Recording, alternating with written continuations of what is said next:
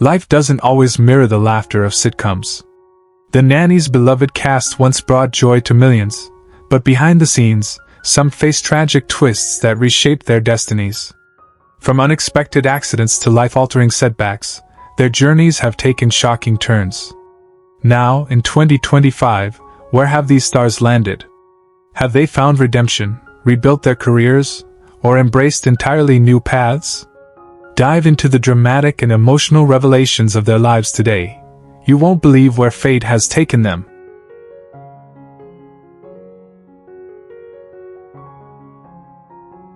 Fran Drescher, at 36, played Fran Fine, the vivacious nanny from Queens whose bold fashion choices and nasal charm won the hearts of the Sheffield household. As Fran, she brought exuberance, compassion, and irreverent humor to the role, creating an iconic television character.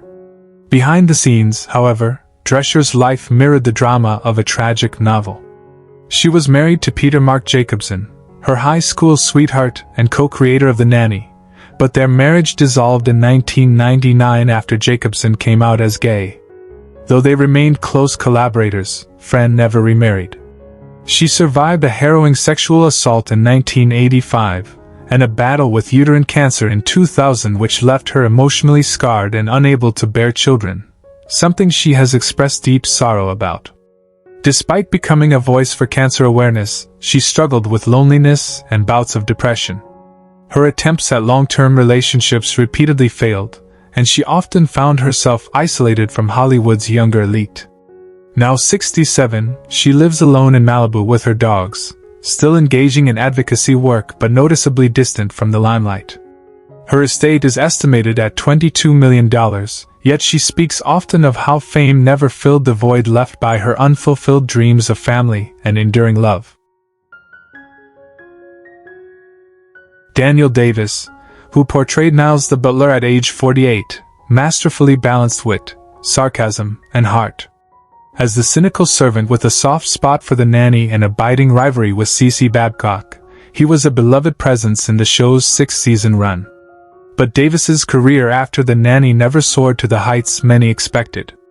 Typecast as the sardonic sidekick, he found little screen work and returned mostly to theater. His personal life was marked by emotional distance.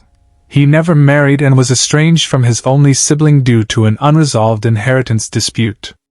Known to keep to himself, Davis battled quiet alcoholism in the early 2000s and endured the devastating loss of his longtime partner, a playwright, to cancer in 2009. The grief led him into reclusion for several years. Although he returned to the stage sporadically, he never found lasting joy in his career again. Now 79, he lives a solitary life in New York, occasionally mentoring young actors but often described by colleagues as a ghost of his former charm. His estate, modest compared to others in his profession, is estimated at $1.5 million. Nicole Tom, who played Maggie Sheffield at age 15, was the reserved and awkward eldest child who blossomed under Fran's quirky nurturing. As Maggie grew into a poised young woman on screen, Nicole's own life was filled with quiet desperation. After The Nanny, she struggled to break free from the shadow of her teen stardom. Typecasting followed her into adulthood, and though she landed small roles in television and film, none offered the breakthrough she hoped for. Her romantic life was marked by brief, unstable relationships, one ending in a messy restraining order. She never married, and after a brief engagement in her 30s fell apart. She resigned herself to a life without children, a reality she's lamented in interviews. Nicole's family life was also fractured, estranged from her twin brother David for nearly a decade due to a personal dispute. They only reconnected recently. She has battled clinical depression and anxiety in silence for years, masked by a polished social media presence. Now 46, she lives alone in a modest apartment in Los Angeles, her once promising career long dimmed. Her estate is estimated at $750,000, and though she occasionally auditions, casting calls grow fewer and further between. Madeline Zima, just 8 years old when she played precocious Grace Sheffield, charmed audiences with her intellect and dry wit far beyond her years. But behind the scenes, Madeline's childhood was consumed by the harsh realities of early fame. Pushed into acting by parents seeking stability after a bankruptcy, she grew up on sets, missing out on normal childhood milestones. As she aged, she took on increasingly sexualized roles in a bid to escape her child star image, most notably in Californication, a move that brought controversy and emotional toll. Her romantic relationships were brief and unsteady, including a painful breakup with a director that led to a public legal battle over defamation. She never married and has no children. Estranged from one of her sisters due to conflicting career paths, she often speaks of the loneliness of being surrounded by people but feeling invisible. Madeline has admitted to years of therapy and struggles with disordered eating, a shadow from her early years in the spotlight. Now 39, she resides in relative quiet in Laurel Canyon, writing scripts that have yet to be picked up. Her estate is estimated at $1 million, though the emotional cost of her early fame remains unquantifiable. Rachel Chagall, who portrayed Val Torriello in The Nanny, was 39 years old when she took on the role of Fran Fine's delightfully clueless and ever-loyal best friend. Val was the comedic embodiment of innocence and confusion, a character that resonated with viewers due to her genuine heart and wide-eyed wonder. Off-screen, Chagall's life spiraled into a quiet sorrow after her success on the show. She married television director Greg Leonard, and though their union produced 2 children, Sarah and Jonah, the marriage was strained by her retreat from acting and his increasing work hours. They divorced in 2009. Chagall struggled with a deep sense of creative loss after stepping away from the spotlight, grappling with depression and health issues, including a battle with breast cancer in her 50s. She faced financial hardship due to poor investment decisions and lingering medical bills.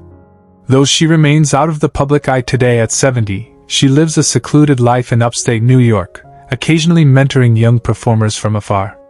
Her estate is estimated to be around $400,000, modest by Hollywood standards, reflecting a life that once glittered brightly but quietly dimmed over time. Charles Shaughnessy, who played Maxwell Sheffield, the debonair British Broadway producer, was 38 when he stepped into the role that defined his American television career. Maxwell's dignified charm, mixed with reluctant vulnerability, made him the perfect counterpart to Fran Fine's chaos. But beyond the camera, Shaughnessy's life was fraught with emotional distance and unspoken regret. Married to actress Susan Follander since 1983, their love endured decades but became emotionally estranged as he buried himself in work and she in motherhood. They had 2 daughters, Jenny and Madeline, yet he often expressed remorse for missing milestones due to relentless touring schedules and short-lived sitcom revivals. Post-Nanny, his career never matched the same acclaim, leading to a series of underwhelming roles and failed pilots. He quietly battled anxiety and self-doubt, especially as theater roles became scarce with age. Now 70, Shaughnessy lives in California, still acting in local productions but with a palpable melancholy. His estate, though stable, is valued at approximately $1.5 million, comfortably modest for a man who once ruled primetime but now walks more shadowed paths. Dee Dee Rescher, who brought to life the flamboyant Bobby Fleckman on The Nanny, was 41 when she took on the role of the brash, over-the-top music executive with a penchant for volume and glitter. Her appearances, though brief, were unforgettable, adding bursts of chaotic energy to the show's polished world. Behind the camera, Rescher's life was far from glamorous. Though she married jazz musician Bruce Leddy in the early 90s, their shared creative spirits clashed more than they connected. The couple divorced in 2002, childless and emotionally worn. Rescher's post-Nanny career was plagued by misfires, unpicked pilots, voice work for cartoons that never aired, and off-Broadway performances met with lukewarm receptions. In her late 60s, she suffered a stroke that partially impaired her speech, forcing her to retreat from the stage entirely. Rescher now resides in a care facility in California, with occasional visits from old friends. Though she remains spirited, her days are quiet and punctuated by nostalgia. Her estate is estimated at $300,000, a reflection of a once bold performer whose career, like a fading echo, dwindled with time. Lauren Lane, who portrayed the razor-tongued Cece Babcock, was 32 when she embodied the neurotic businesswoman constantly pining for Maxwell Sheffield's affection, while fending off Niall's cutting jabs. Lane's comedic timing and icy elegance made Cece unforgettable. Yet behind the laugh track, Lane's life unraveled in silence. She married Texas lawyer David Wilkins in 1998, but the relationship quickly deteriorated under the weight of her unresolved depression and his infidelity. Their daughter, Kate, became Lane's anchor amid a painful divorce finalized in 2005. Turning to academia, Lane sought refuge in theater and teaching, hiding her fading ambition behind lectures and student productions. Financial stability eluded her for years. University paychecks never matched her sitcom salary, and she quietly sold off property to stay afloat. The death of her younger brother to suicide and her mother's long battle with dementia left emotional scars she rarely speaks of. Now 64, Lane lives alone in Austin, occasionally directing local plays. Her estate is valued at approximately $450,000, a modest sum for a woman once bathed in studio lights but now cloaked in personal quietude. Benjamin Salisbury, who portrayed Brighton Sheffield in The Nanny, was just 13 when he stepped into the role of the quick-witted and rebellious middle child of the Sheffield household. Brighton's sarcastic charm and journey from spoiled mischief-maker to maturing young man won him many fans. Off-screen, Salisbury struggled with the pressures of early fame. After the show, his acting career faltered, leading to years of personal uncertainty. He briefly attended American University but dropped out amid a battle with depression.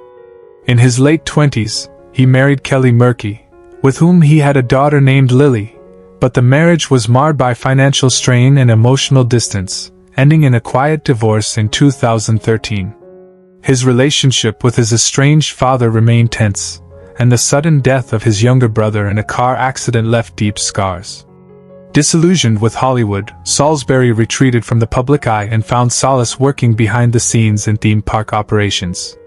Now 44, he lives modestly in Orlando, rarely seen in public, and remains unmarried. Despite his early fame, his current net worth is estimated at only $400,000, a quiet echo of the bright lights that once surrounded him. Renee Taylor, who played the unforgettable Sylvia Fine, was 60 when she embodied Fran Drescher's food-loving, husband-hunting mother. With her thick Queen's accent, loud ensembles, and relentless matchmaking, Sylvia was a vibrant comedic anchor. But Taylor's personal life off-screen has been a complex tale of heartbreak and survival. Married to the late actor Joseph Bologna, their 52-year marriage was often hailed as an example of longevity in Hollywood. But behind the scenes were years of emotional distance, infidelities, and creative disagreements. Their only son, Gabriel, became estranged after a bitter family legal battle over intellectual property. Taylor suffered multiple miscarriages in her younger years, a pain she seldom spoke of. She also endured a long battle with breast cancer, which returned in her 80s. Despite this, she remained resilient, making occasional TV appearances while living alone in Los Angeles. Now 92, she walks with a cane, surrounded more by caregivers than friends. Her estate is estimated at $3 million, built more on royalties and frugal living than any Hollywood glamour. And Morgan Gilbert, who brought to life the eccentric and hilariously senile Yetta Rosenberg, was 65 when she joined the Nanny cast. Her portrayal of Fran's forgetful, cigarette-smoking grandmother became an instant hit. Gilbert had already built a solid career in television, but The Nanny gave her late career fame. Despite her bubbly on-screen persona, her real life was marked by profound solitude. She had 2 children from her first marriage to writer-producer George Eckstein, but the couple divorced after 2 decades of growing apart. Her daughter Nora struggled with addiction, leading to estrangement. Gilbert suffered from rheumatoid arthritis for most of her adult life and quietly battled pancreatic cancer during her final years. She passed away on June 14, 2016, at age 87, in Los Angeles. She spent her final months largely alone, her once bustling home now quiet and subdued. Her estate, modest by Hollywood standards, was estimated at $1.2 million, most of which was left to her grandchildren, whom she rarely saw. Spalding Gray, who took on the role of Dr. Jack Miller, a charming and cerebral romantic interest for Fran Fine, was 56 when he brought depth and dramatic tension to the Nanny's otherwise light-hearted world.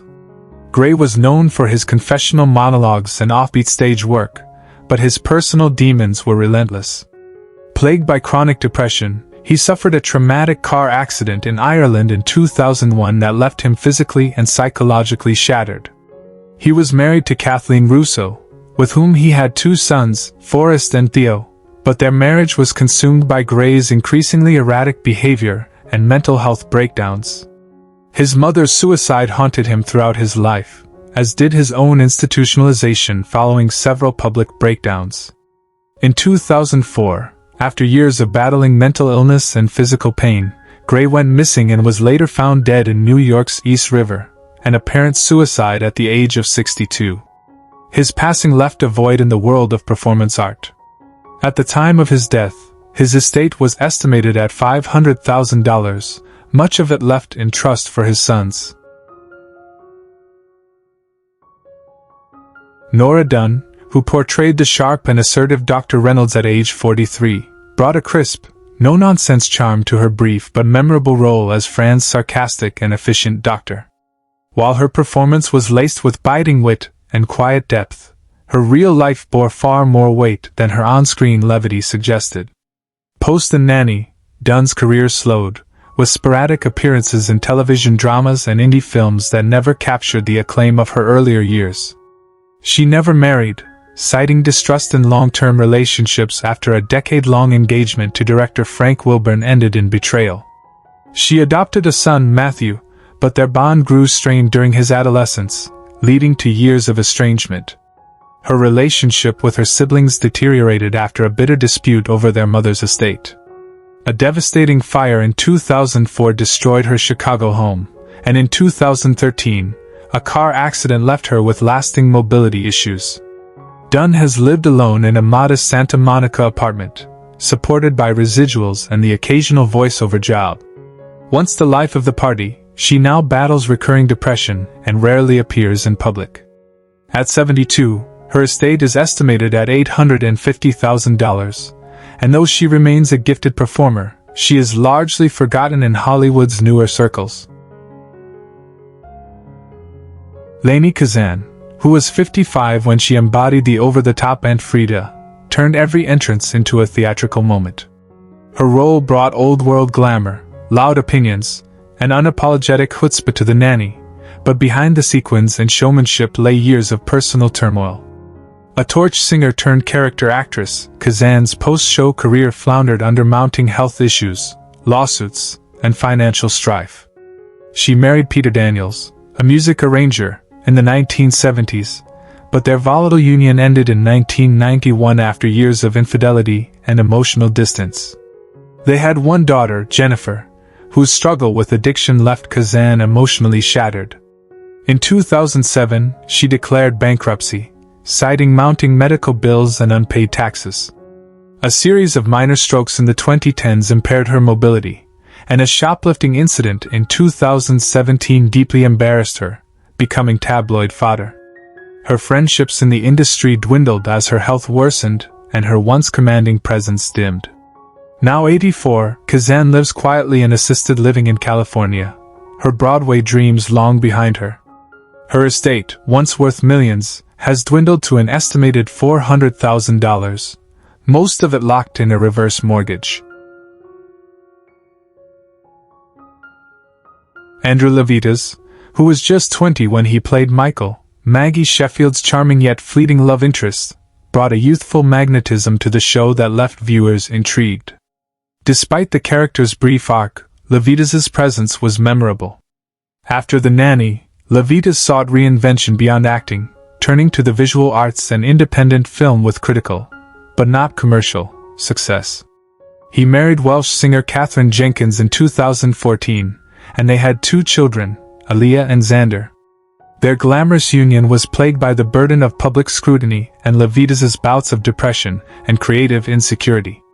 In 2020, the couple quietly separated after years of therapy and long-distance strain. Levitas was deeply affected by the death of his younger brother in a motorcycle accident, followed by his mother's passing from cancer, and a failed film project that nearly bankrupted his production company. Though he now lives reclusively in London, teaching art and directing low-budget documentaries, his fame has largely faded. At 47, he continues to battle inner demons through abstract painting and poetry. His estate is estimated at $1.5 million, with most of his wealth tied to real estate and unsold artwork, scattered like the echoes of a career that once.